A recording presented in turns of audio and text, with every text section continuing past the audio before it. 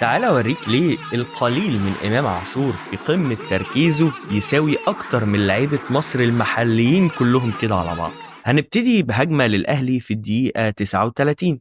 كهربا سند الكورة لامام اللي في جزء من الثانية اخد باله ان مدافع الجونة بيجري معاه ومراقبه، فقرر انه يعمل الفنت، ومش بس كده ده كمان كمل جري علشان يسحبه معاه اكتر، وبالتالي تفضى مساحة كبيرة لقفشة وهو معاه الكورة، فيقدر يقرر هو عايز يعمل ايه بالظبط. هنا هجمة تانية للاهلي وامام على الطرف الشمال، وهيروح لقلب الملعب، الكورة على شمال امام، بس الراجل مش مركز مع الكورة اصلا، بيعمل سكان وبياخد باله من تمركز الشحات، وابتدى يلاحظ ان مدافع الجونة بيقرب من الشحات. سكان تالت واخد باله ان الشحات بقى تقريبا متراقب خلاص. سكان رابع علشان يجمع معلومات اكتر، واخد باله من وضع الشحات وتمركز المدافع. لما الكرة وصلت له كان قدامه اختيارين، يا اما انه يحط الكرة للشحات في رجله، بس ده كان هيبطئ الهجمة ويخلي المدافع كمان يقدر يروح يضغط على الشحات، او يحطها في المساحة ورا خط الدفاع. وعلشان يعمل كده الراجل برغم من سرعة الكرة، ضغط الماتش وضغط النتيجة، ده قادر انه مش بس ياخد القرار الصح، لا ده بيقرا الموقف ويشاور للشحات انه يجري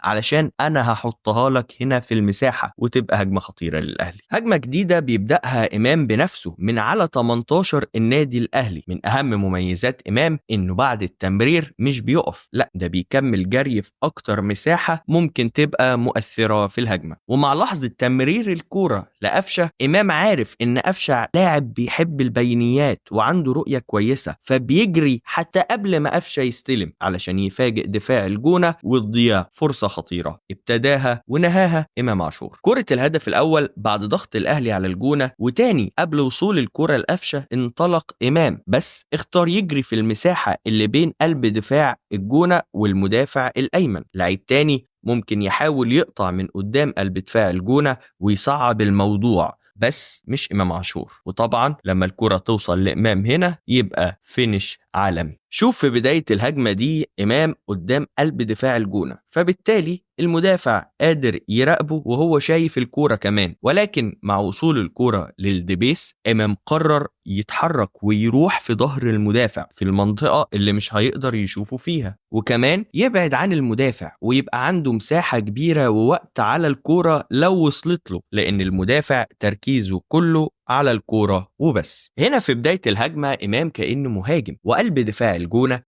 قادر يراقبه بكل سهولة، ولكن مع وصول الكرة للشحات الناس كلها من الفرقتين بيجروا على مرمى الجونة إلا إمام عاشور. قرر ينزل لتحت، وبرغم إنه متحوط ب6 لعيبة من الجونة إلا إنه قادر يلاقي لنفسه مساحة ممتازة للتمركز. ولو الشحات كان ادى الكرة لإمام، إمام كمان كان في تفصيلة صغيرة ما فاتتش عليه، كان متمركز وحاطط نفسه بين مدافعين الجونة في المساحة اللي لو سدد منها ما يقدروش يعملوا بلوك على الشوطة بتاعت إمام. من مميزات إمام كمان بعد ما اتكلمنا عن الرؤية، التحرك وفهم اللعبة، نقدر نزود المهارة في مواقف 1-على-1 وكمان 2-على-1 زي ما انت شايف كده. الراجل بعد ما كان هيفقد توازنه ويدوب عدى رفع عينه ولقى الساعي قدامه فاضي ورايح بوشه للجون، فقرر يسلمها له مقشرة علشان يجيب الجون. اعرف لعيبة تانية طالما عدى من لعيب و2 واللقطة بقى شكلها حلو، والله ما يباصي لحد خالص، يا اما هو اللي يجيب الجون يا اما يضيعها، بس هو برضو اللي يعمل كل حاجة. فاكر بقى الكورة اللي لسه موريها لك بتاعة الدبيس وإمام؟ تعالى